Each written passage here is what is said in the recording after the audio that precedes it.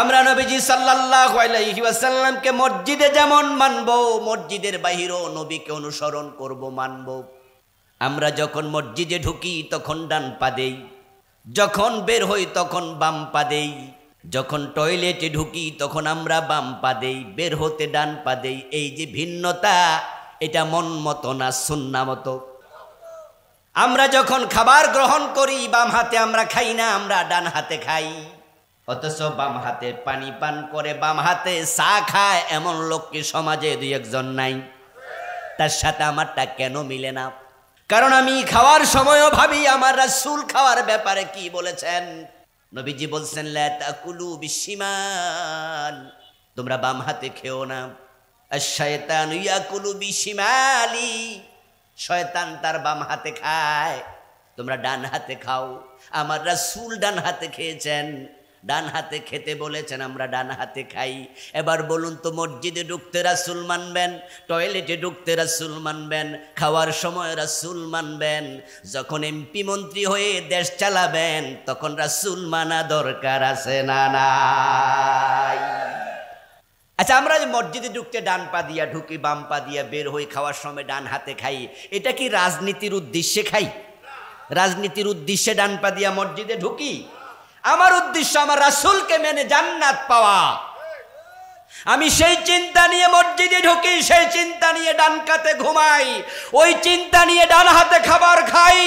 আল্লাহর জান্নাত পাওয়ার নিয়তে সংসদে কোরআন ঢুকাতে চাই। একই চিন্তা, জান্নাত। কোরআনের কথা শোনার মতো, বোঝার মতো, বলার মতো কোরআন মুখী হৃদয় দিলেন। এই সব নেয়ামতের মালিককে। এজন্য শুরুতে আমরা তাকে কৃতজ্ঞতা জানাই, শুকরিয়া জানাই। কালিমাতু শুকর পড়ি সবাই মিলে জোরে জোরে একবার আলহামদুলিল্লাহ। আমার সাথে পড়ুন, রব্বানা লাকাল হামদ হামদান কাসীরা তাইয়্যিবা মুবারাকান ফীহি সুবহানাল্লাহি ওয়া বিহামদিহি আদাদা খালকিহি ওয়া রিদা নাফসিহি ওয়া জিনাতা আরশিহি ওয়া মিদাদা কালিমাতিহি। সম্মানিত দিনী ভাইয়েরা, আমি আপনাদের সম্মুখে পবিত্র কোরআন মাজিদ থেকে সূরাতুস সফ এর ৯ নম্বর আয়াতে কারিমা তেলাওয়াত করেছি। নবীজি সাল্লাল্লাহু আলাইহি ওয়াসাল্লামের পবিত্র মুখ অনুসৃত ছোট ছোট দুটি হাদিসে নববী পাঠ করেছি। আল্লাহ তাআলা তৌফিক দান করলে এখান থেকে কিছু কথা বলবো ইনশাআল্লাহ। সূরাতুস সফ এর ৯ নম্বর আয়াতে কারিমার আলোচ্য বিষয় হলো নবীজির পৃথিবীতে আগমনের উদ্দেশ্য। রাসূলুল্লাহ সাল্লাল্লাহু আলাইহি ওয়াসাল্লাম পৃথিবীতে কেন এসেছেন এটা উম্মতের জানার প্রয়োজন আছে কিনা? নবীজি কেন এসেছেন পৃথিবীতে এটা আমাদের জানতেই হবে। কেননা নবীজিকে মানা, অনুসরণ করা উম্মতের জন্য নফল না ফরজ? তো জানা আগে না মানা আগে? আগে জানতে হবে, তারপরে আবার মানতে হবে। এখন নবীজি কেন এসেছেন, তার লক্ষ্য কি জীবনের, কেন আল্লাহ পাঠালেন, এটা যদি আমরা জানতে পারি তাহলে আমাদের লক্ষ্যটাও আমরা স্থির করা সহজ হবে। নবীজি যা বলেছেন উম্মত তাহাই বলবে, নবীজি যা করেছেন উম্মত তাহাই করবে। নবীজির জীবনের লক্ষ্য যেটা ছিল উম্মত তার জীবনের লক্ষ্য সেটাকেই বানাবে। নবীজি হলেন ইমাম, আমরা হলাম তার মুক্তাদি। ইমামকে অনুসরণ করা মুক্তাদির জন্য ফরজ। ইমাম যখন সামি আল্লাহু লিমান হামিদা বলে দাঁড়ায়, মুক্তাদি কি আর রুকুতে থাকার অধিকার আছে? তাকেও দাঁড়াতেই হয়। ইমাম যখন সেজদায় যায় মুক্তাদি তখন কই যায়? এটাই নিয়ম। নবীজি বলছেন ইন্নামা জুইলাল ইমামু লিয়ুতাম্মা বিহি, ইমামকে ইমামের জায়গায় এই জন্য দাঁড় করানো হয়েছে তাকে যেন অন্যরা অনুসরণ করে। এবার আপনারা বলুন তো, নবীজিকে অনুসরণ করা ছাড়া জান্নাত পাওয়া যাবে? তো নবীজিকে যদি অনুসরণ করতে হয় তাহলে আমাদের লাইফ স্টাইল, আমাদের জীবন যাপন, আমাদের জীবনের লক্ষ্য সবটা নবীজিকে অনুসরণ করে স্থির করতেই হবে। আজকের বাংলাদেশে নবীজির জীবনের লক্ষ্য কি ছিল, তাকে আল্লাহ তাআলা কেন পাঠিয়েছেন, এই বিষয় সম্পর্কে অসংখ্য উম্মতের ধারণা নাই। তারা জানে না নবীজি কেন এসেছেন দুনিয়ায়। না জানার কারণেই সমস্যা। 92% মুসলমানের দেশে ইসলাম নাই।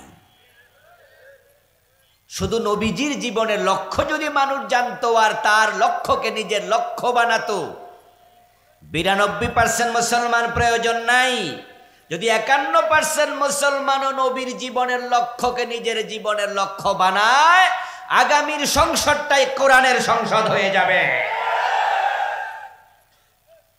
নবীজির জীবনের লক্ষ্যই ছিল কোরআনের বিজয়, ইসলামের বিজয়। আল্লাহ তাআলা ইসলামকে পাঠিয়েছেন পরাজিত থাকতে না বিজয়ী হতে। قال رسول الله صلى الله عليه وسلم الاسلام يعلو ولا يعلى عليه। নবীজি সাল্লাল্লাহু আলাইহি ওয়াসাল্লাম বলেন, ইসলাম বিজয়ী হতে এসেছে, পরাজিত হতে নয়। তাহলে রাসূলের হাদিস থেকে আমরা যা শুনবো আমরা নিজেরাও বলবো, ইসলাম কি পরাজিত হতে এসেছে না বিজয়ী হতে? বাংলাদেশের বয়স চলছে 54 বছর। এই 54 বছরে বাংলাদেশে ইসলাম বিজয়ী না পরাজিত? যারা যা জানেন তাই বলেন, বাংলাদেশে ইসলাম কি বিজয়ী অবস্থায় আছে না পরাজিত? এদেশের ইসলাম দিয়ে কি সংসদ চলে, গণভবন চলে, বঙ্গভবন চলে, সচিবালয় চলে? ইসলাম দিয়ে আদালতে বিচার হয়, ইসলাম দিয়ে অর্থনীতি চলে, ইসলাম দিয়ে শিক্ষানীতি চলে। তাহলে ইসলামটা আছে কই? ইসলাম আছে মসজিদে আর মাদ্রাসায়, ইসলাম আছে মাহফিলে। তাও গত 15 বছর 17 বছর মসজিদ মাদ্রাসা তো আসল ইসলাম ছিল না। হক কথা বললে ইমামের চাকরিটা থাকতো না, খতিবের চাকরি চলে যেত। হক কথা বলার পরিবেশ মসজিদেও ছিল না, মাহফিলে তো নাই। কত বক্তার সামনে থেকে মাইক কেড়ে নিয়েছে স্টেজে, কত বক্তাকে ধাক্কায় নামাই দিছে। হাজার হাজার মাহফিলকে 144 চালু করে বন্ধ করে দিয়েছে। মাহফিল করার জন্য অনুমতি নিতে হতো টিওনো, ডিসি, এসপি, ওসি, এলাকার নেতা ফেতা, কতজনের কাছে যাওয়া লাগতো। তাহলে মাহফিলগুলোও ইসলামী পরিবেশে সুন্দরভাবে আয়োজনের কোনো পরিবেশ গত 15-17 বছর ছিল না। ইসলাম যে পরাজিত তাতে কোনো সন্দেহ নেই। বাংলাদেশে ইসলাম যে পরাজিত অবস্থায় আছে এটাই সত্য কথা। ইসলাম এখানে সচল না, বরং আমাদের সরকার যতটুকু অনুমতি দেয় ততটুকু সচল। এদেশে ইসলাম মানুষের অনুমতি নিয়ে চলে, অথচ কথা ছিল আমরা ইসলামের অনুমতি নিয়ে চলবো, ঠিক না? নবীজি ইমাম, আমরা মুক্তাদি। তিনি যেভাবে মদিনার রাষ্ট্র চালিয়েছেন, তিনি মদিনার মসজিদে নববীর ইমাম ছিলেন। মসজিদে মুসল্লিরা ওনাকে অনুসরণ করে নামাজ পড়ত। আবার তিনি মসজিদে নববী থেকে বের হয়ে মদিনার সংসদ ভবনে প্রেসিডেন্ট ছিলেন। মদিনা নামক ইসলামী রাষ্ট্র তিনি কোরআন দিয়ে চালিয়েছেন। তিনি যেভাবে চালিয়েছেন পুরা জনগোষ্ঠী ওনাকে অনুসরণ করে কোরআন দিয়ে সমাজ চালাতে বাধ্য ছিল। কোরআনের বাহিরে কেউ চলার সাহস করেন নাই। এখন আমাদের দেশ যে কোরআন দিয়ে চলছে না, চোর যদি আদালতে চুরি করেছে সাব্যস্ত হয়, প্রমাণিত হয়, তাহলে আমাদের দেশের আইনে চোরকে কি হাত কাটা হয় না জেলে দেয়া হয়? এটা কি কোরআনের আইন? এটা কি ইসলামের আইন? চোর ধরে জেলে দেয়া এটা কি মুসলমানের আইন না ব্রিটিশ আইন? তো আমরা কি ব্রিটিশ, খ্রিস্টান না মুসলিম? তো কোন আইনটা প্রয়োজন ছিল? মদ পান করলে 80 বেদ দিতে হবে। ফারুক আজম ওমর রাদিয়াল্লাহু তাআলা আনহু উনার ছেলে আবু শাহমাকেও রেহাই দেন নাই। কবি নজরুল চমৎকার ভাবে বলেছেন, মদ্যপানের অপরাধে প্রিয় পুত্রকে নিজ করে মেরেছ দুর্রা, মরেছে পুত্র তোমারই চোখের পরে। আবু শাহমা মদ পান করেছে, হযরত ওমর রাদিয়াল্লাহু তাআলা আনহু তাকে 80 বেদ দিয়েছে। আপনারা যারা জবাব জানেন তারা একটু জবাব দেন, আমাদের দেশে মদখোর ধরা পড়লে তাকে 80 বেদ দেয়া হয় না জেলে দেয়া হয়? এই জেলে দেয়া কি ইসলামের আইন না ব্রিটিশ আইন? তো আমরা কি ব্রিটিশ খ্রিস্টান? আমাদের কোন আইনটা মানা উচিত? আমার সামনে মদের পক্ষে কে কে আছেন যে মানুষ মদ খাক, আপনার ছেলে আপনার ভাই মদ পান করুক, এখানে কি একজন আছেন? তো তাহলে ব্রিটিশ আইন আমাদের দেশের মদ তো বন্ধ করতে পারে নাই। ইয়াবা আছে, হেরোইন আছে, ফেন্সিডিল আছে, গাঁজা আছে, আফিম আছে, আরো কত কি। এই দেশের মাদক নির্মূল হয়ে যাক, এটা আপনারা চান কি? তাহলে ইসলামের আইন 80 বেদ চালু হওয়া দরকার আছে না নাই? কিন্তু 54 বছর তো চলে গেল, আমাদের দাদারা মরে গেলেন, এই আইনের অধীনে তারা মারা গেলেন। আমাদের অনেকের বাবাও মরে গেছে, এই ব্রিটিশ আইনের অধীনে থেকে মরে গেছে। আমাদেরও কখনকার মৃত্যু আসে আমরা জানি না। আমরা কি ব্রিটিশ আইনের অধীনে থেকে মরতে চাই? কমপক্ষে আমাদের জীবদ্দশা ইসলামকে আমরা বিজয়ী দেখতে চাই। আপনারা ইসলামকে বিজয়ী দেখতে রাজি আছেন না নাই?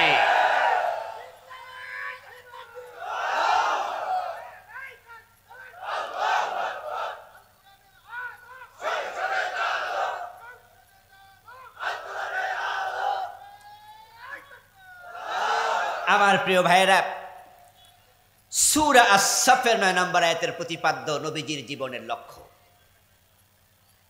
নবীজি সাল্লাল্লাহু আলাইহি ওয়াসাল্লাম হলেন আমাদের লিডার, ইমাম।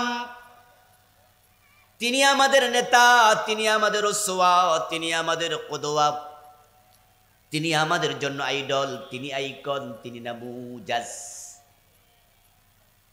আল্লাহ তাআলা তাকে সামনে রাখলেন, আমাদের নেতৃত্বের জায়গায় রেখে বলছেন, লাকাদ কানা লাকুম ফি রাসূলিল্লাহি উসওয়াতুন হাসানা। এ দুনিয়ার মানুষেরা, তোমাদের জন্য আমি রাসূলুল্লাহর জীবনে রেখেছি সর্বোত্তম আদর্শ নমুনা। নবীজিকে আল্লাহ তাআলা শুধু আমাদের জন্য আদর্শ নমুনা বানিয়ে ক্ষান্ত হন নাই, এবার তিনি বলছেন, কুল ইন কুনতুম তুহিব্বুনাল্লাহ ফাত্তাবিউনি ইউহিব্বুকুমুল্লাহ। তোমরা যদি আল্লাহকে ভালোবাসতে চাও, আল্লাহর ভালোবাসা পেতে চাও, ফাত্তাবিউনি, আমি নবীকে অনুসরণ করো। নবীকে যদি আপনি অনুসরণ করেন তাহলে ইউহিব্বুকুমুল্লাহ, আল্লাহ ঘোষণা দিচ্ছে আমি তোমাদেরকে ভালোবাসবো। শুধুমাত্র আল্লাহ ভালোই বাসবেন না, নবীজি সাল্লাল্লাহু আলাইহি ওয়াসাল্লাম বলছেন, যে ব্যক্তি আমাকে অনুসরণ করবে সে আমার সাথে আল্লাহর জান্নাতে প্রবেশ করবে। মান আহাব্বা সুন্নতি ফাকাদ আহাব্বানি ওয়া মান আহাব্বানি কানা মাই ফিল জান্নাহ।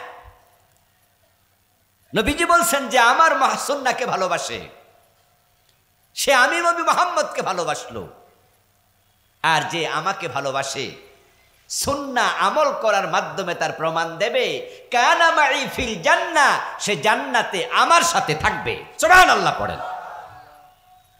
আমরা কি জান্নাতে যেতে চাই? আমার প্রথম 5 মিনিট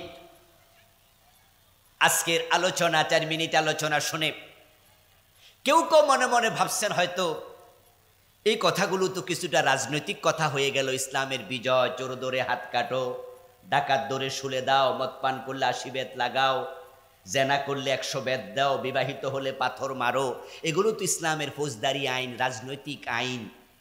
তাহলে হুজুর মনে আজকে কিছু রাজনীতির ওয়াজ শুরু করছে।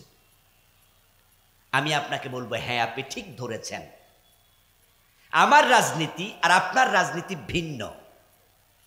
আমার রাজনীতি হচ্ছে কোরআনের আইন কায়েমের জন্য, ইসলাম বিজয়ের জন্য। আর আপনারা যারা বাহিরের রাজনীতি করেন, আপনার রাজনীতি কানাডায় বেগম পাড়ায় বাড়ি বানানোর জন্য।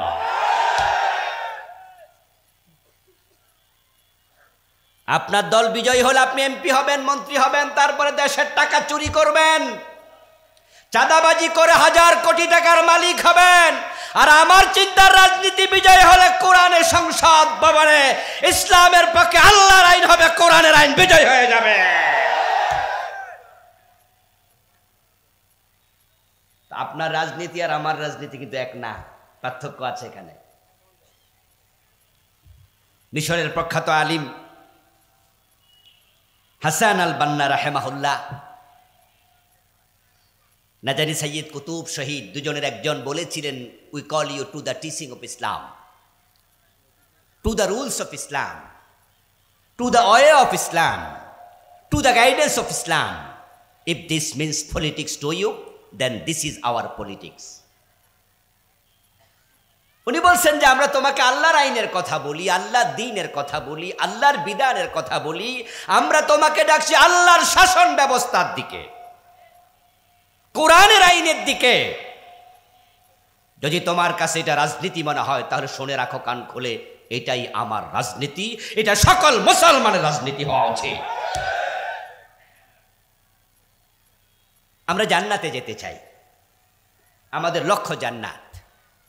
এখন জান্নাতে যেতে হলে নবীজিকে অনুসরণ করার কোনো বিকল্প নাই। আমরা নবীজি সাল্লাল্লাহু আলাইহি ওয়াসাল্লামকে মসজিদে যেমন মানব, মসজিদের বাহিরেও নবীকে অনুসরণ করব, মানব। আমরা যখন মসজিদে ঢুকি তখন ডান পা দেই, যখন বের হই তখন বাম পা দেই, যখন টয়লেটে ঢুকি তখন আমরা বাম পা দেই, বের হতে ডান পা দেই। এই যে ভিন্নতা, এটা মন মতো না, সুন্নাহ মতো। আমরা যখন খাবার গ্রহণ করি, বাম হাতে আমরা খাই না, আমরা ডান হাতে খাই। অথচ বাম হাতে পানি পান করে, বাম হাতে চা খায়, এমন লোক কি সমাজে 2-1 নাই? তার সাথে আমারটা কেন মিলে না? কারণ আমি খাওয়ার সময়ও ভাবি আমার রাসূল খাওয়ার ব্যাপারে কি বলেছেন।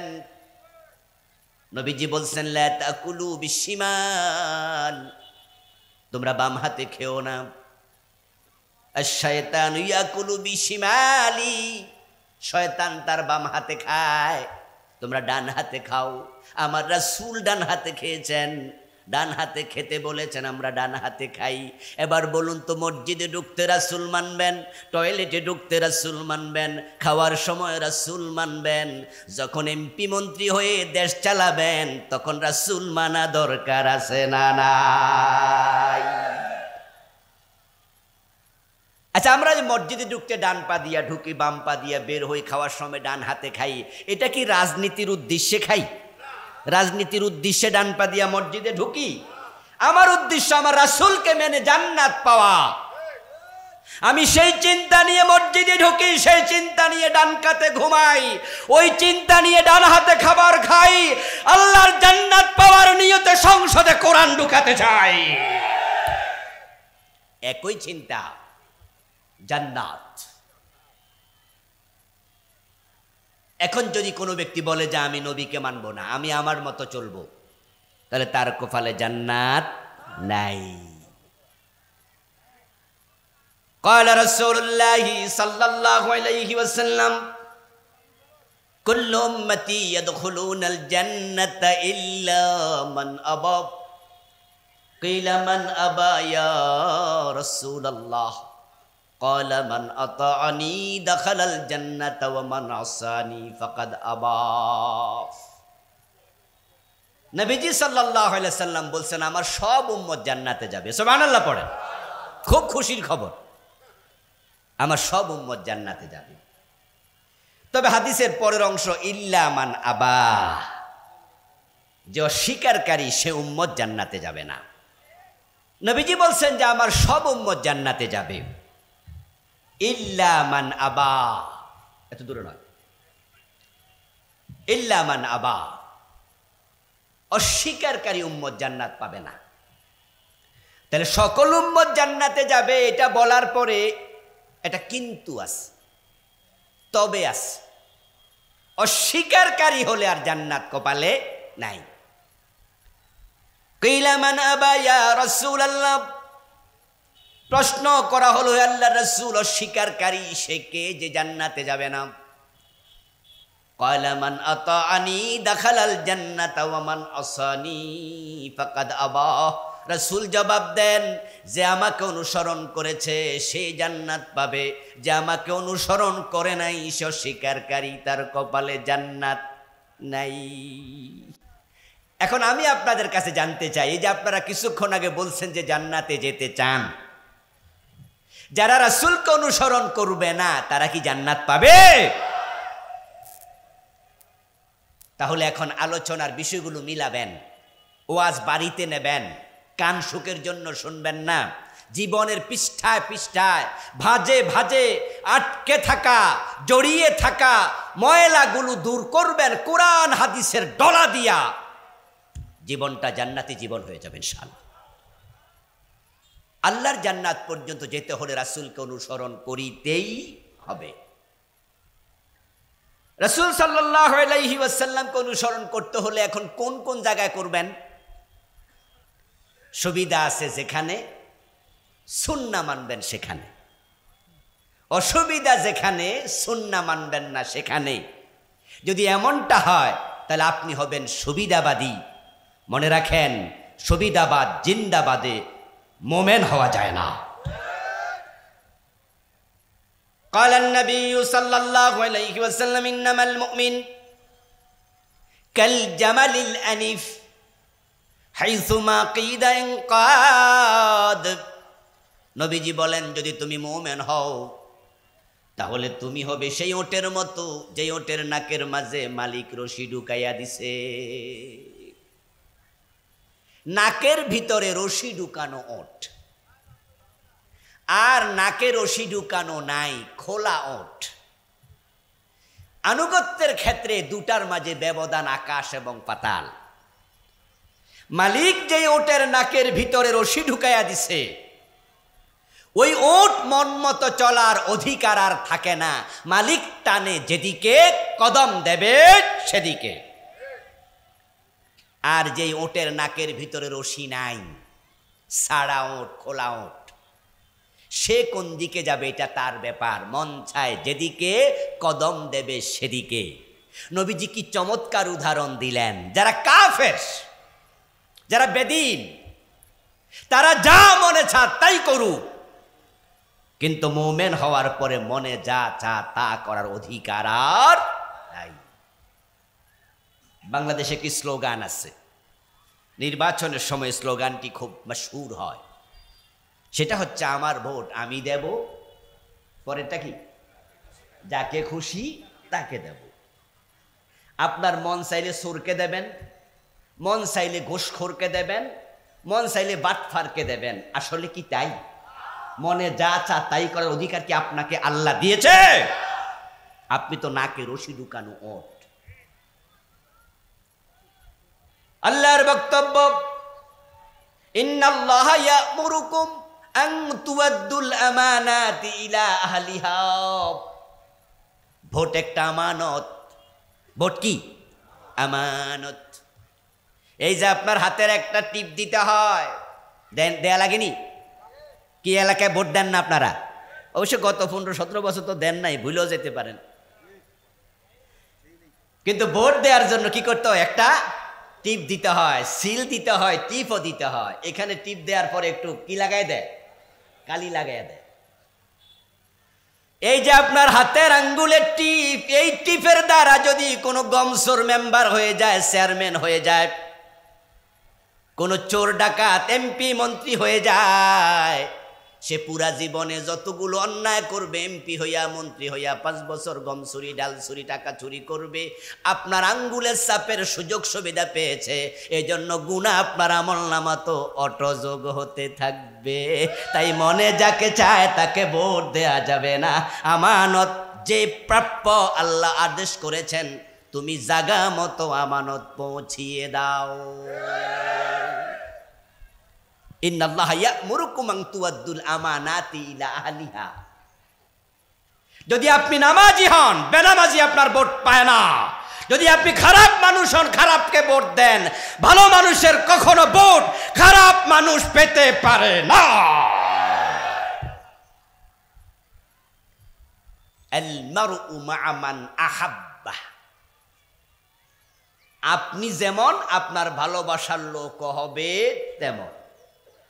আপনি যাকে ভালোবাসেন তার হাসর হবে যেখানে, আপনার হাসর হবে সেখানে। চোরকে ভোট দিয়েছেন, নেতা বানিয়েছেন, চোরের সাথে হাসর হবে। নবীজি সাল্লাল্লাহু আলাইহি ওয়াসাল্লামের কাছে একজন সাহাবী গেলেন। ইয়া রাসূলুল্লাহি মাতাস সাআ? ক্বালা ওয়াইলাক মা আদাত্তা লাহা? ক্বালা মা আদাত্তু লাহা ইল্লা আন্নী উহিব্বুল্লাহ ওয়া রাসূলা। ক্বালা আনতা মা মান আহাব্বাতা। কিয়ামতের আলোচনা নবীজির জবান থেকে সাহাবারা শুনতেন, কোরআনে পড়তেন। একজন সাহাবীর মনে কিউরিওসিটি জাগলো, কিয়ামতটা তাহলে কবে হতে পারে? রাসূল যেহেতু কিয়ামত নিয়ে আলোচনা করেন, হয়তো দিন তারিখও উনি জানার সম্ভাবনা আছে, তাই উনি জানতে গেছে। ইয়া রাসূলুল্লাহি মাতাস সাআতু? ও আল্লাহর নবী, কিয়ামত কবে হবে একটু যদি জানাতেন। অথচ কিয়ামত কবে হবে এই ইলম আছে শুধু কার? ইন্নাল্লাহা ইনদাহু ইলমুস সাআ ওয়া ইউনাজ্জিলুল গায়সা ওয়া ইয়ালামু মা ফিল আরহাম। কিয়ামতের ইলম শুধু আল্লাহর কাছে। ওই সাহাবী ভাবছে নবীজি হয়তো জানলে জানতেও পারেন। ইয়া রাসূলুল্লাহি, কিয়ামত কবে? নবীজি সাল্লাল্লাহু আলাইহি ওয়াসাল্লাম ওনার প্রশ্নটা পছন্দ করলেন না, তাই তিনি তাকে তিরস্কার করলেন। ওয়াইলাক, দূরে সর। মা আদাত্তা লাহা, কিয়ামত তুমি কি বোঝো? কবে কিয়ামত হবে জানতে এসেছো? কিয়ামত কি জিনিস বোঝো নাকি? কিয়ামত মানে তো হলো আল্লাহর সামনে পুরা জীবনের হিসাব দেয়া। তুমি কি প্রস্তুতি নিয়ে রাখছো আমাকে আগে সেটা বলো দেখি। আল্লাহর সামনে পুরা জীবন সম্পর্কে জবাব দিতে হবে। আল্লাহ প্রশ্ন করবে, আর তুমি জানতে আসছো কিয়ামত কবে, তাহলে আগে আমার প্রশ্নের উত্তর দাও। মা আদাত্তা লাহা, কিয়ামতের জন্য তোমার প্রস্তুতির খবর কি? সাহাবী লজ্জা পেয়েছে, বুঝতে পারছে প্রশ্নটা করা আমার ঠিক হয়নি। এবার জবাব দেন, মা আদাত্তু লাহা ইল্লা আন্নী উহিব্বুল্লাহ ওয়া রাসূলা।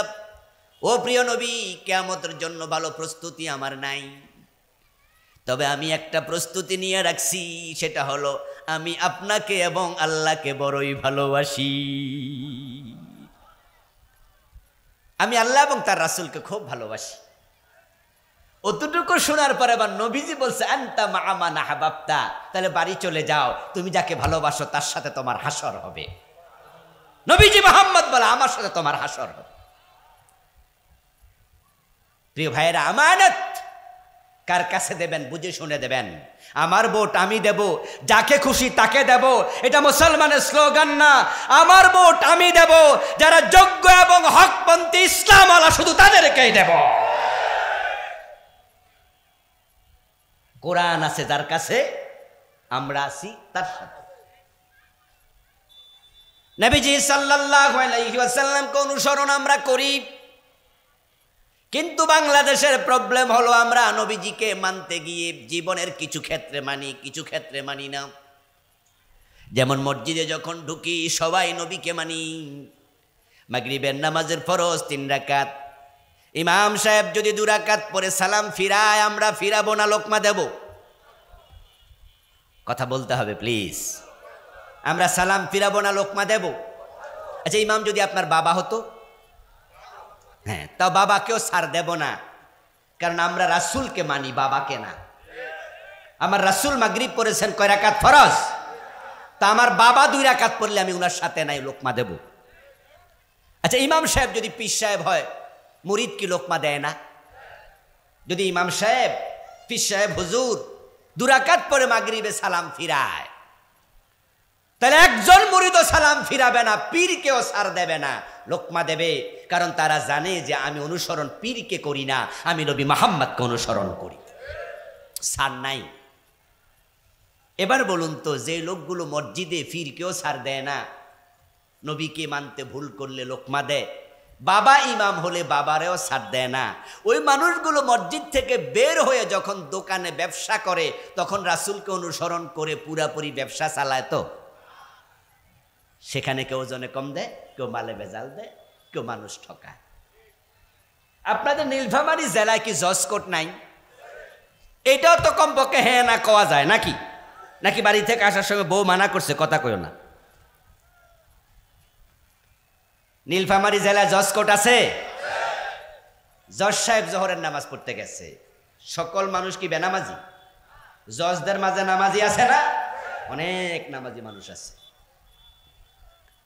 আমার এক ক্লাসমেট এখন সিনিয়র সহকারী জজ, কিছুদিন পরে দায়রা জজ হয়ে যাবে ইনশাআল্লাহ। সে ওই দিন বই লিখছে ইসলাম নিয়ে, আমার কাছে কপি পাঠাইছে। তাহলে জাজদের মাঝে ইসলাম গবেষণা করে এমন ভালো মানুষও আছে। জোহরের নামাজ পড়ার জন্য জজ সাহেব জজ কোর্ট মসজিদে গেল।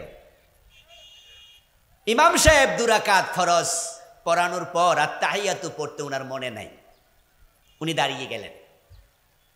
বলুন তো, আমরা কি সালাম ওনার সাথে দাঁড়াবো না লোকমা দেব? কারণ আমরা সকলে জানি যে 2 রাকাত পরে আর তাহিয়াতু পড়া ওয়াজিব। আপনারা জানেন তো এই মাসালা, ওয়াজিব, ইচ্ছা করে এটা সারা যাবে না। পেছন দিয়ে লোকজন লোকমা দিল, জজ সাহেব লোকমা দিলেন। ইমাম সাহেব ভুল করছেন, টের পাইছে। তারপরে তিনি সাউসেজদা দিয়া এটার মিনিমাইজ করছে। ওয়াজিব ছুটে গেলে সাউসেজদা ওয়াজিব, উনি সাউসেজদা দিলেন। ইমাম সাহেবকে ভুল ধরলেন জজ সাহেব লোকমা দিয়ে।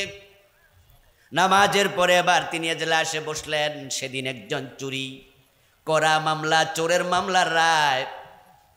এখন জজ সাহেব যখন রায় পড়ে, চুরির রায় দেয়, তখন তিনি হাত কাটার রায় দেয় না জেলে দেয়।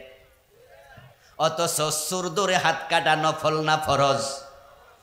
এই মাসলাটা কি? ইসলামী, একজন ইসলামী ব্যক্তি, মুসলিম ব্যক্তি, ইসলামী আদালত যেখানে 92% মুসলমান, ওখানে চোর ধরে হাত কাটার বিধানটা প্রতিষ্ঠিত থাকা নফল না ফরজ? নবীজি বলেছিলেন, আমার মেয়ে ফাতেমা যদি চুরি করে আমি ফাতেমাকে ছেড়ে দেব, ঠিক না?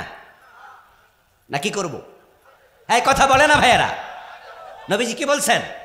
আমার ফাতেমাকেও ছাড় দেয়া হবে না। লাওয়ান্না ফাতেমাতা বিনতা মুহাম্মাদিন সারাকাত ইন্না মুহাম্মাদান লা ইয়াকতাউ ইয়াদাহা। প্রেক্ষাপট ছিল মদিনায় একজন মুসলিম নারী চুরি করেছে, ধরা পড়েছে। নবীজির আদালতে বিচার এসেছে, নবীজি তাকে হাত কাটার ঘোষণা দিয়ে দিলেন, রায় দিয়ে দিলেন।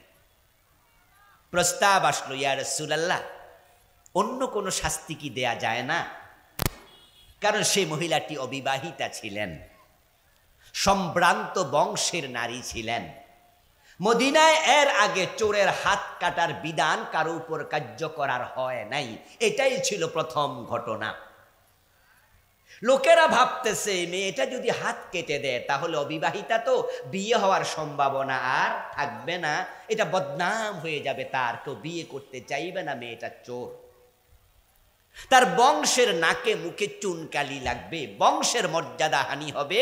তাই নবীজির কাছে উসামা বিন যায়েদ রাদিয়াল্লাহু তাআলা আনহুমা, নবীজির নাতি, উনার মাধ্যমে সুপারিশ দিয়েছে, ইয়া রাসূলুল্লাহ, হাত না কেটে অন্য শাস্তি দেয়া যায় কি না? উসামা বিন যায়েদ রাদিয়াল্লাহু তাআলা আনহুমা যখন নবীজির কাছে প্রস্তাব দিলেন, রাসূল বুঝে ফেলেছেন উসামা ছোট মানুষ, এ বুদ্ধি উনার মাথায় আসার কথা নয়। ওসামা, তোমাকে যারা পাঠিয়েছে তাদেরকে ডাকো। ওসামা রাদিয়াল্লাহু তাআলা আনহু যারা পাঠাইছে, আবু বকর, ওমর, ওসমান, আলী, অন্য অন্য সাহাবী যারা আছেন তাদেরকে ডাকলেন। রাসূলের সামনে তারা হাজির। প্রিয় নবী দাঁড়ালেন, খুতবা দিলেন এবং তিনি রাগান্বিত হয়ে গেলেন। উনার চেহারা লাল হয়ে গেল।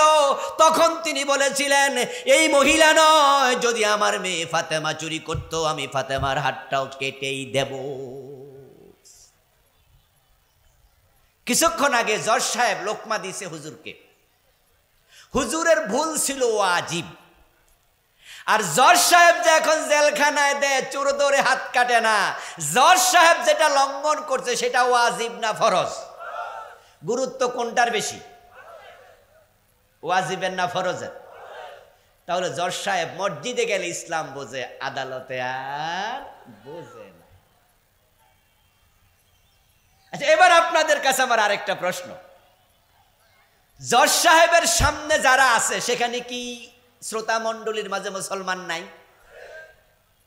বাদী মুসলিম, বিবাদী মুসলিম, সাক্ষী মুসলিম, বিচারক নিজে মুসলিম, হ্যান্ডকাফ হাতে নিয়ে দাঁড়িয়ে আছে, কয়েদিকে জেলখানায় নিয়ে যাবে ওই পুলিশগুলাও মুসলিম, উকিল মুসলিম, ব্যারিস্টার মুসলিম।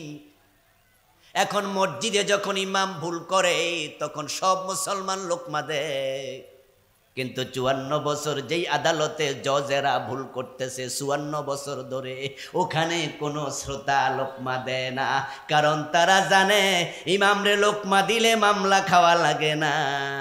যদি জজ সাহেবকে বলতাম, জজ সাহেব এ বিচার হয় নাই, আপনি চোর ধরে হাত কাটার বিচার কেন দেন না, এই রায় কেন দেন না, তখন জজ সাহেব বলবে আদালত অবমাননার মামলা দেও। আদালত অবমাননার মামলা খাওয়া লাগবে। আদালতে কেউ বিরোধিতা করে না। জজও ভুল করছে, শ্রোতারা ভুল মেনে নিচ্ছে, এই জন্য দেশের পরিবর্তন হচ্ছে না। ইমাম ভুল করলে আমরা চুপ থাকলে ইমামের ভুলে নামাজ নষ্ট হয়ে যেত। আমরা যখন চুপ থাকি না ইমাম সংশোধন হতে বাধ্য হয়। এখন থেকে আমরা সব অন্যায়ের প্রতিবাদ যদি শুরু করি, দেশ তারের মতো সোজা হয়ে যাবে, নেতারাও সোজা হয়ে যাবে।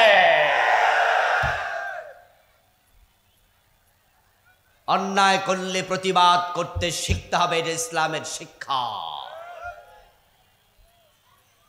নবীজি সাল্লাল্লাহু আলাইহি ওয়াসাল্লাম দায়িত্ব পেলেন, আল্লাহ তাআলা ওনাকে দায়িত্ব দিল দ্বীনের বিজয়ের জন্য। নবীজির পুরা জীবনে আমাদের জন্য অনুকরণীয়, অনুসরণীয় বটে। তবে আজকের আলোচ্য বিষয় নবী জীবনের লক্ষ্য। সূরাতুস সফের 9 নম্বর আয়াত। পুরা জিন্দিগি বিশাল মহাসাগর, একদিনের 1-1.5 ঘন্টা আলোচনায় সেখান থেকে এক গ্লাস পানিও তোলা যায় না। তাই ভূমিকায় যা বললাম লম্বা সময়, এখন থামালাম ভূমিকা। এখন মূল অংশ প্রবেশ করছি। আমার রাসূলকে আল্লাহ দুনিয়ায় কেন পাঠালেন এটা কোরআনের 3টা আয়াতে বলেছেন। সূরা সাফ আয়াত নাম্বার 9, সূরাতুল ফাতহ আয়াত নাম্বার 28, সূরা তাওবা আয়াত নাম্বার 33। আয়াত 3টা, সূরা 3টা, কিন্তু কথা বলেছেন 3বার একটা। হুয়াল্লাযী আরসালা রাসূলাহু বিল হুদা ওয়া দীনিল হক লিইয়ুযহিরাহু আলাদ-দীনি কুল্লি। একই কথা আল্লাহ বারবার বলেছেন যে আমি আমার রাসূলকে কোরআন এবং ইসলাম দিয়ে পাঠিয়েছি যেন তিনি জমিনে কোরআনের বিজয় করেন।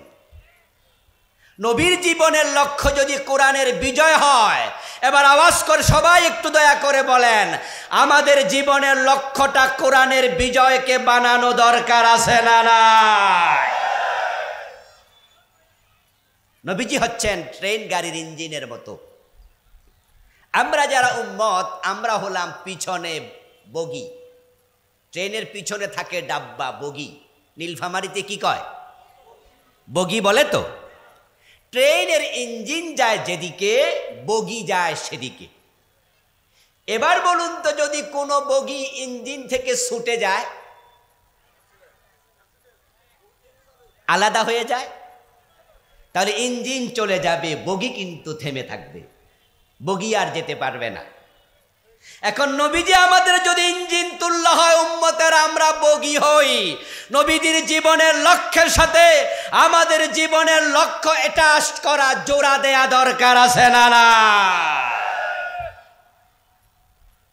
তাহলে কানা মাই ফিল জান্নাহ, নবী বলছে তুমি আমার সাথে জান্নাতে ঢুকবা। মক্কায় রাসূল 13 বছর থাকলেন। দীর্ঘ 13 বছর পর্যন্ত রাসূলুল্লাহ সাল্লাল্লাহু আলাইহি ওয়াসাল্লাম মক্কায় তিনি দ্বীনের প্রচার করলেন, দায়িত্ব পালন করলেন। কিন্তু মক্কায় নবীজি দ্বীনের বিজয় করতে পারেন নাই। যাদের জানা আছে তারা একটু জবাব দিয়েন, ইসলামের বিজয় কি মক্কায় হয়েছে না মদিনায়? অথচ নবীজির জন্ম কোথায়? নবুয়ত হলো 23 বছর, উনি মক্কায় ছিলেন 13 বছর। তাহলে বাকি 10 বছর কোথায় ছিলেন? এখানে 3 বছর বেশি ছিলেন, কিন্তু দ্বীনের বিজয়টা এখানে হয় নাই। 4 জন খলিফা আবু বকর, ওমর, ওসমান, আলী রাদিয়াল্লাহু তাআলা আনহুম, 4 জনের জন্মস্থান কোথায়? আরে সহজ প্রশ্ন তো, বলেন না কোথায়? কিন্তু ইসলামের বিজয় হলো কোথায়? আচ্ছা, আরেকটা খবর যোগ করি, আল আশারা আল মুবাশশারা আল মাশহুরা, যে জান্নাতের সুসংবাদ প্রাপ্ত বড় বড় 10 জন সাহাবী, এই 10 জনের জন্মস্থানও ছিল মক্কা। কোরআনের মোট সূরা সংখ্যা 114, তার মাঝে 86টা নাজিল হয়েছে মক্কায়, মদিনায় নাজিল হয়েছে মাত্র 28টা। তাহলে সূরা বেশি নাজিল হলো মক্কায়। 10 জন জান্নাতি সাহাবী, সুসংবাদ প্রাপ্ত বাড়ি মক্কায়। 4 জন খলিফার বাড়ি মক্কায়। নবীজির 13 বছর জীবন কাটলো মক্কায়, কিন্তু ইসলামের বিজয় হলো মদিনায়। কোনো কারণ আছে না নাই?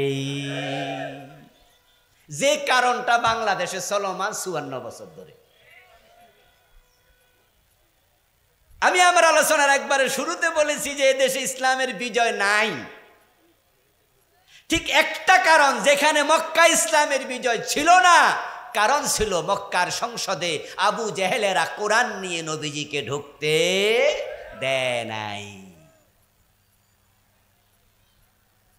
وقال الذين كفروا لا تسمعوا لهذا القرآن والغوا فيه لعلكم تغلبون। মক্কার সংসদ ভবনের নাম ছিল দারুন নাদওয়া। ওই দারুন নাদওয়াতে বসে মক্কার কাফেররা আবু জেহেলের নেতৃত্বে 2টি সিদ্ধান্ত পাশ করেছিল। প্রথম সিদ্ধান্ত হলো লা তাসমাউ লিহাদাল কোরআন, মুহাম্মদ যে কোরআন পড়ে শোনায় এ কোরআন শোনা যাবে না, কোরআন শুনতে যাওয়া যাবে না। কোরআন মসজিদ আপনার সংসদে ঢুকবে বহু দূরের কথা, কোরআন শোনা নিষেধ। ওয়াল গাউফি, তাদের দ্বিতীয় সিদ্ধান্ত হলো কোরআন যেখানে পড়বে সেখানে গন্ডগোল লাগাতে হবে। 144 জারি করা, এটা নতুন সিস্টেম। পুলিশ এসে হাজির হবে, হুজুরের মাইক কেড়ে নিয়ে যাবে, বক্তাকে টেনে নামায়া দেবে, বক্তাকে আসতে দেবে না, যাওয়ার পথে বক্তাকে গ্রেফতার করা হবে। গত 15 বছর 17 বছর ওই মক্কার আবুল জেহেলদের আইন বাংলাদেশে কার্যকর ছিল। জমিনের মালিক কে? চিৎকার দিয়ে বলুন না, জমিনটা কার? তো আল্লাহর জমিন, আল্লাহর কোরআনের আইন চলবে না, কোরআনের কথা চলবে না, কোরআনের মাহফিল চলবে না, এই সিদ্ধান্ত কি আল্লাহ মেনে নেবেন? এজন্য আল্লাহ আবু জেহেলকে বেশি দিন দুনিয়াতে থাকতে দেন নাই। বদরের প্রান্তরে 2টা ছোট্ট বাচ্চার কাছে লাঞ্ছিত করে দুনিয়া থেকে পাঠিয়েছেন জাহান্নামে।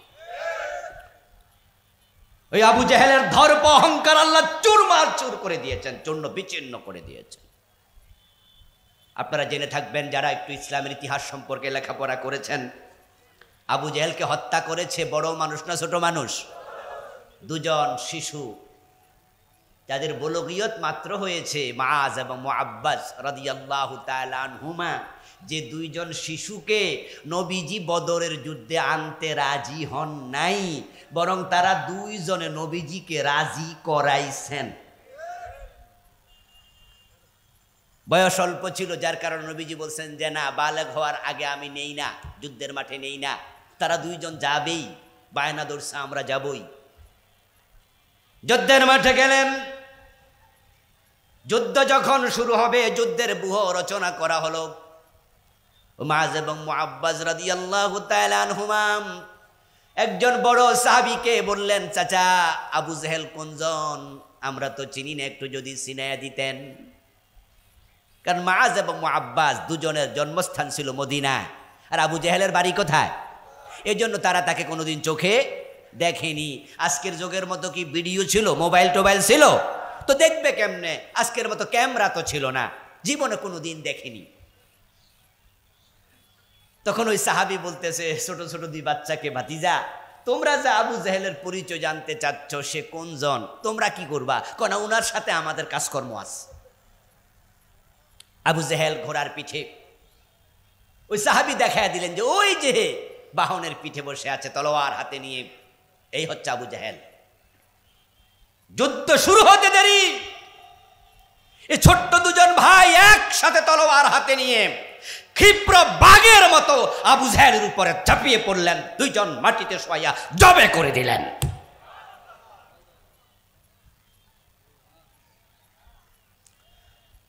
আল্লাহর গজবে আবু জেহেল শেষ। ছোট দুটি বাচ্চার কাছে পরাজিত হলো।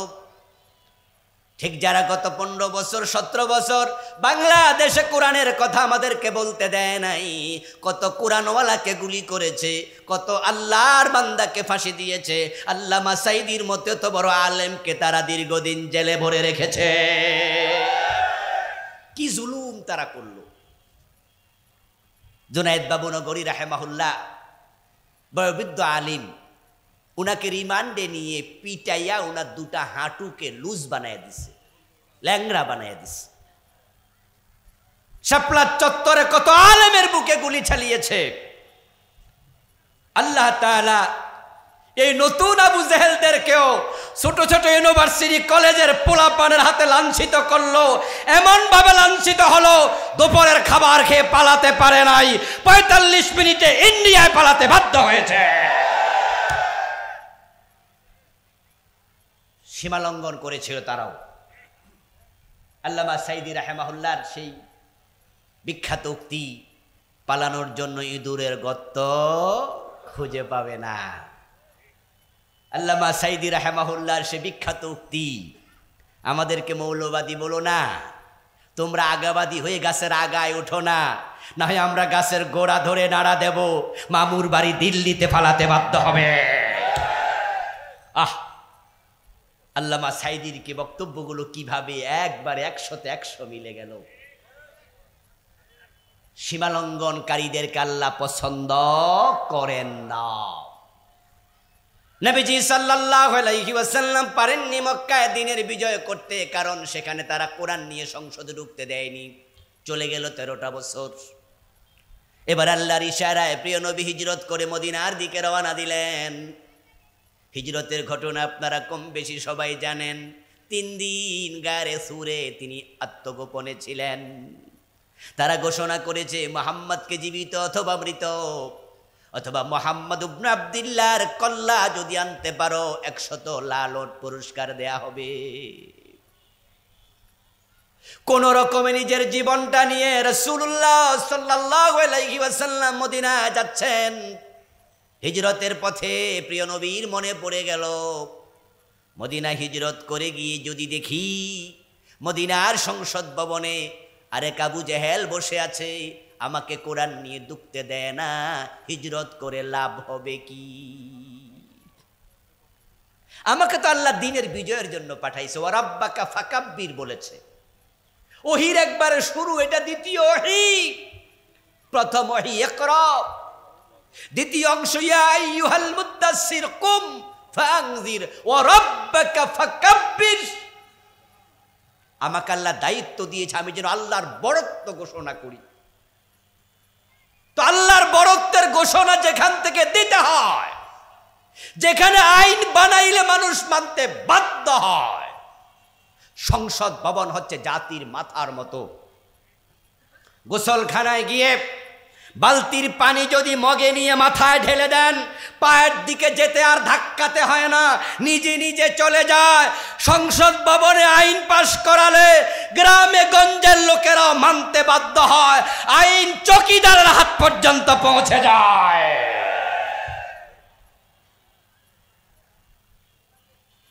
নবীজি ভাবছেন যে মক্কার লোকেরা তো আমাকে কোরআন নিয়ে দারুন নদওয়াতে ঢুকতে দিল না, তো হিজরত করে কি লাভ হবে? মদিনার সংসদ যদি একরকমই হয়, সেখানে আরেক আবু জেহেল থাকে। মানুষের অন্তরের খবর সবচেয়ে বেশি জানেন কে? আল্লাহ। আল্লাহ তাআলা জিবরিল আমিনকে পাঠাইয়া দিলেন। জিবরিল আমিন কোরআন মাজিদের একটি আয়াত নিয়ে নাজিল হয়ে গেলেন। আল্লাহ দোয়া শিখাইয়া দিলেন, ওয়াকুর রাব্বি আদখিলনি মুদখালা সিদকিন ওয়া আখরিজনি মুখরাজা সিদকিন ওয়াজআলনি মিন লাদুনকা সুলতানান। নাকি জনগণ সকল ক্ষমতার মালিক? এটা শিরকি কথা। জনগণ সকল ক্ষমতার উৎস, এটা শিরকি কথা। জনগণের হাতে ক্ষমতা নাই, জনগণ উসিলা। ঔষধ চিকিৎসা করে না, রোগ ভালো করে না, ঔষধ ওসিলা। মূলত রোগ ভালো করে কে? এটা ঈমান। উল্টা পাল্টা চিন্তা করলে ঈমান চলে যায়। যদি ডাক্তার মানুষকে ভালো করত, ঔষধ মানুষকে ভালো করত, ক্যান্সারের ডাক্তার নিজে ক্যান্সার হইয়া মইরা গেছে, এমন ঘটনা আছে না? তো এই তো নিজে ডাক্তার, হে ভালো হইল না কেন? আমি আমার ওয়াইফকে নিয়ে এক ডাক্তারের কাছে গেলাম, ঢাকার বিখ্যাত স্কয়ার হাসপাতালে। ওখানে যাওয়ার পরে একটু স্কিনে, হাতে একটু স্কিনে সমস্যা হয়েছে। মহিলা ডাক্তার তো, আমার ওয়াইফও মহিলা মানুষ, তাই মহিলা ডাক্তারের কাছে গেলাম আর কি। তা আমি যাইয়া দেখি ডাক্তারের হাতে স্কিন ডিজিজ আরো বেশি। মানে ডাক্তারের পুরা হাত দেখি শুধু সমস্যা। ডাক্তার যে কলম দিয়ে লিখবে, ডাক্তার তো আর ফর্দা করে না। তো পরে আমি আমার ওয়াইফরে বাসায় এসে কইলাম, দেখছো নি অবস্থাটা? যদি ঔষধ মানুষকে ভালো করতো, তো ডাক্তারের সমস্যা কেন? এই জন্য ইমানটা ঠিক করতে হবে। জনগণ ক্ষমতার মালিক না, জনগণ ওসিলা। ক্ষমতার মালিক কে? জনগণ ক্ষমতার মালিক যদি হতো, তাহলে শেখ হাসিনা জুলাইতে পালানো লাগতো না। কারণ এদেশের পুলিশ, এদেশের বিজিবি, এদেশের আর্মি, এদেশের র্যাব, এদেশের সব ক্ষমতা তার হাতে ছিল। একটা চৌকিদার থেকে সেনাবাহিনী প্রধান পর্যন্ত তার নিজের লোক ছিল। আমরা যারা বিরোধী দলে ছিলাম, আমরা পালিয়ে বেড়াতাম, ঘরে ঘুমাতে অনেকে পারত না, আমরা কথা বলার পরিবেশ ছিল না, সব ক্ষমতা তার হাতেই ছিল। সে পালাতে হলো কেন? আল্লাহ বুঝাইয়া দিছে জনগণের হাতে ক্ষমতা না, ক্ষমতার মালিককে।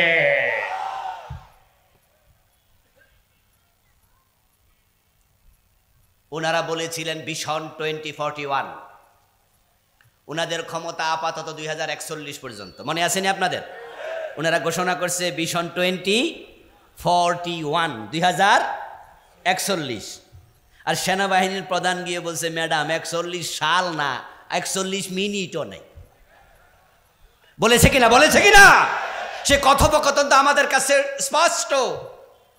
যে জেনারেল ওয়াকার উনাকে গিয়ে বললেন যে ম্যাডাম তাড়াতাড়ি আউট, 45 মিনিটের বেশি সময় আমি নিতে পারবো না।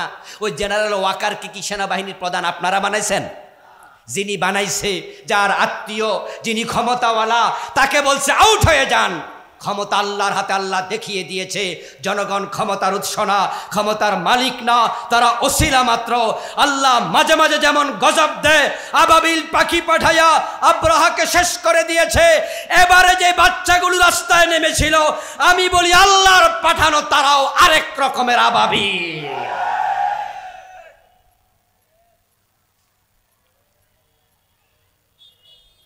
প্রিয় ভাইয়েরা, বলছিলাম নবীজি হিজরত করছেন, আল্লাহ দোয়া শিখাইয়া দিলেন, টেনশন করবেন না, বরং ক্ষমতার মালিক আমি, আমার কাছে দোয়া করুন, ওয়াজআলনি মিন লাদুনকা সুলতানান নাসিরা। বাংলা অর্থ হলো, আল্লাহ আমাকে তুমি রাষ্ট্র ক্ষমতা দিয়ে সাহায্য করো। সুবহানাল্লাহ পড়েন।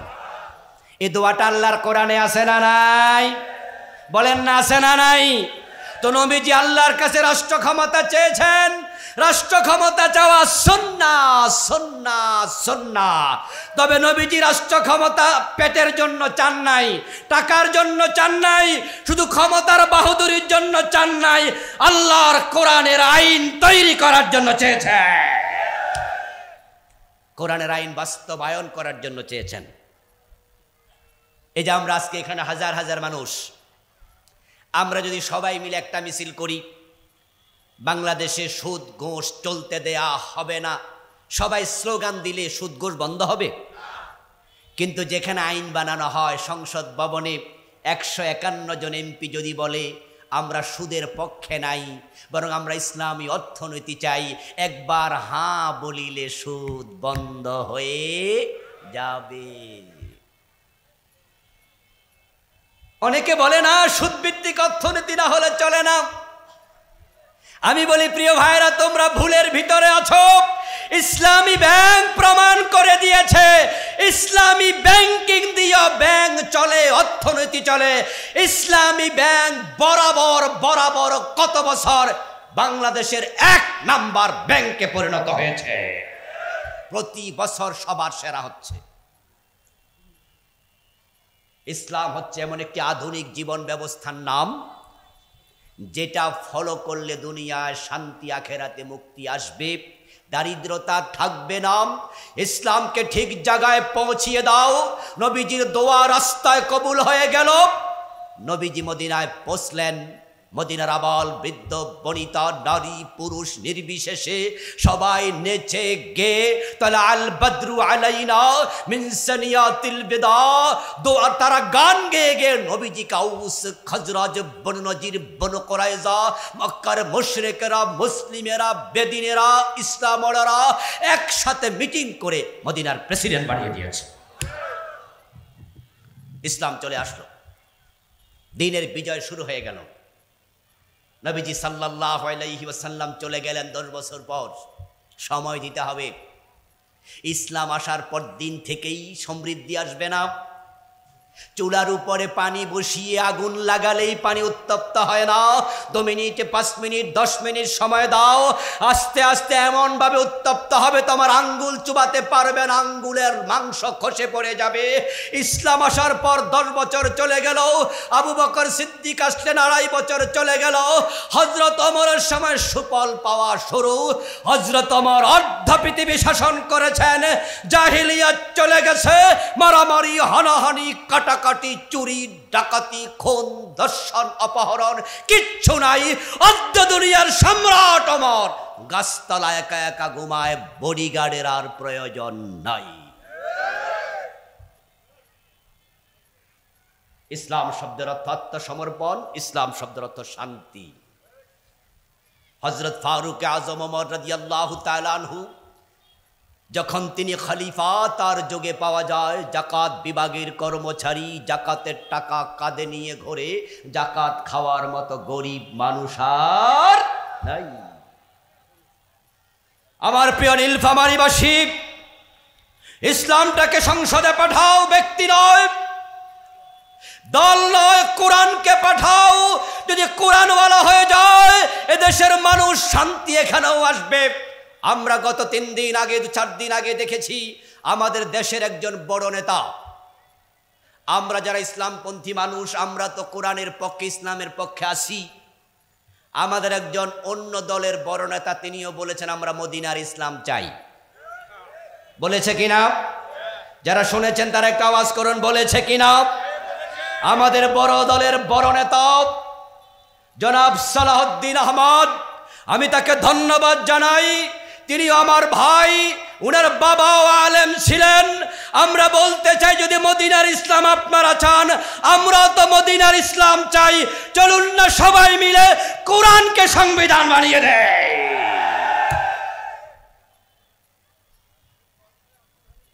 কিন্তু মদিনার ইসলাম চাইয়া আবার সেকুলার হবেন, সেটার তো সুযোগ নাই।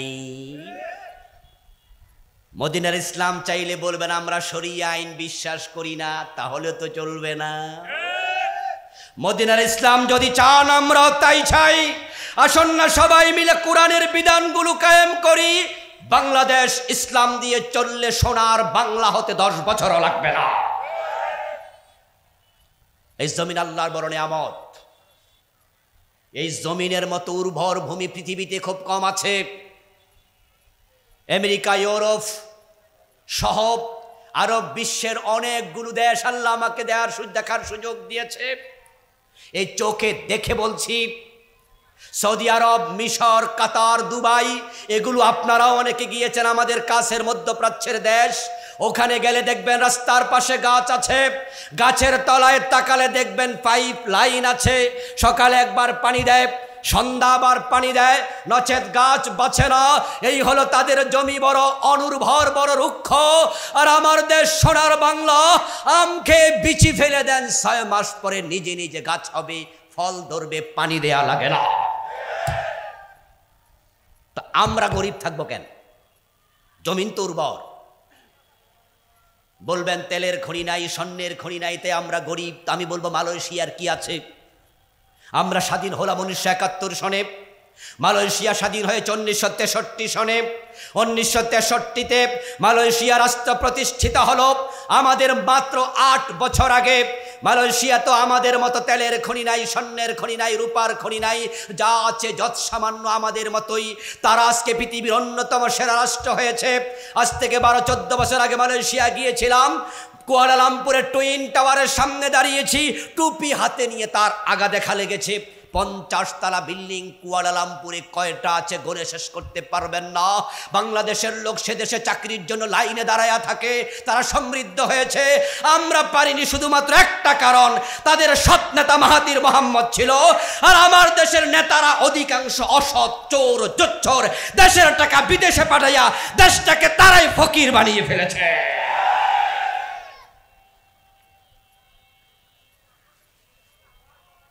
প্রিয় ভাই আমার, এমন দেশ পৃথিবীতে কম আছে, এত সুন্দর দেশ। দরকার নেতৃত্বের আমূল পরিবর্তন। আল্লাহর কোরআনকে সামনে নিয়ে আগান। নবীজি সাল্লাল্লাহু আলাইহি সাল্লাম কোরআনের বিধান প্রতিষ্ঠিত করেছেন, চুরি ডাকাতি সব বন্ধ, মাদক বন্ধ। আমরা অন টেস্ট দেখতে চাই, একটাবার দেখতে চাই।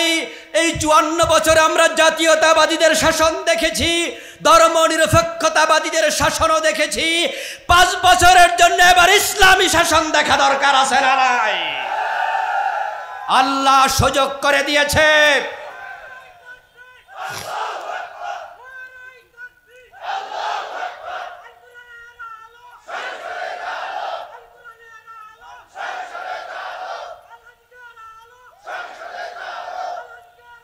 প্রিয় ভাইয়েরা,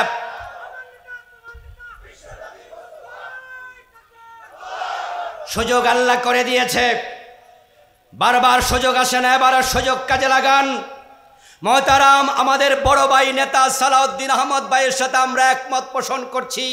আমরা এবার বাংলাদেশে মদিনার ইসলাম দেখতে চাই। আসলে এটা এবার সহজ, কারণ আগে এই বামেরা রামেরা আমাদেরকে কথা বলতে দিত না। এবার বামেরা পালাইছে, রামেরা পালাইছে। এবার বাংলাদেশ ডানপন্থীদের হাতে এমনি চলে এসেছে। শহীদ প্রেসিডেন্ট জিয়াউর রহমান ডানপন্থী মানুষ ছিলেন। এদেশের সংবিধানে বিসমিল্লাহ কে লাগাইছে? শহীদ প্রেসিডেন্ট জিয়াউর রহমান রাহেমাহুল্লাহ। আমরা দোয়া করি তার কবরকে আল্লাহ জান্নাতে টুকরা বানায়া দাও। উনি বিসমিল্লাহ আমাদের সংবিধানে ঢুকিয়ে বুঝিয়েছেন তিনি ইসলামের পক্ষের মানুষ। যেহেতু আমাদের হাতে এবার সুযোগ আছে, বামেরা রামেরা নাই। এবার আমরা একটু মার্চ করতে চাই, কোরআনের সংসদ বানাতে চাই। তবে মর্নিং সজদা ডে, আসরের আজান হয়ে গেছে, আলোচনা সংক্ষিপ্ত করে ফেলছি। মর্নিং সজদা ডে প্রত্যুষ দিবসের প্রতিচ্ছবি। বাংলাদেশ যে ইসলামী দেশ হচ্ছে তার কিছু সিমটম আমরা দেখছি, থামাতে পারবেন না। ইসলাম আসছে, কেউ থামানোর ক্ষমতা নাই। তার সিমটম ডাকসু, জাকসু, রাকসু, চাকসুন্ডের ভাষা।